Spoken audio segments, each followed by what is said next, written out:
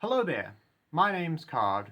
I'm a long-time political organiser and activist, and today I just want to very briefly articulate some thoughts on a topic that comes back into popular political discourse from time to time.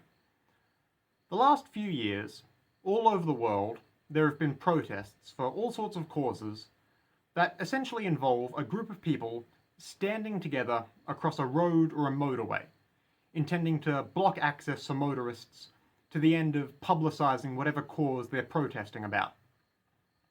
Whenever a protest like this happens, footage of it invariably makes its way to the news and to social media, and this brings the thing back to public attention, and people, naturally, give their opinions on both the nature of these kinds of protests as well as whatever is being protested about.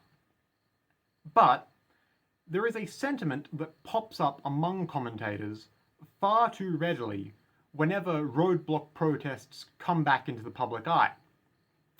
I know that if you've ever seen one of these protests mentioned online, you'll know exactly what I'm referring to.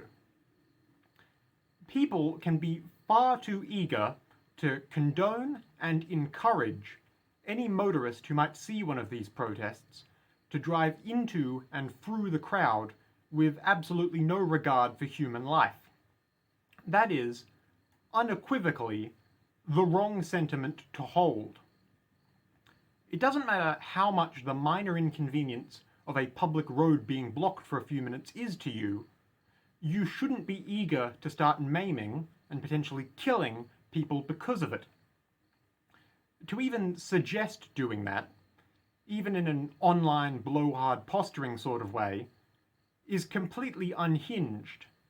And if you think otherwise, frankly, you really need to take a deep look at yourself, because such a flippant attitude towards actual human lives, in a situation that if you drive a car you might very well be in for real one day, is only ever going to lead to tragedy. I've seen, and you've also most likely seen, aggrieved motorist commentators online who suddenly start talking in all sorts of wild abstract hypotheticals to try and justify the fact they want to drive through protesters whenever the topic comes up. You're not an ambulance desperately trying to get to a hospital with a dying patient in the back. You're not a fire engine. Getting to wherever you want to go is not a matter of life and death. At worst, you might be 5 minutes late to something, and trying to avoid that delay is never worth driving into a crowd for. It's not even a matter of debating the ethics or efficacy of whether or not you should block roads to protest.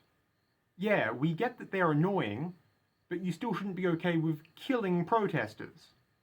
Your first instinct should not be to murder anyone who slightly inconveniences you.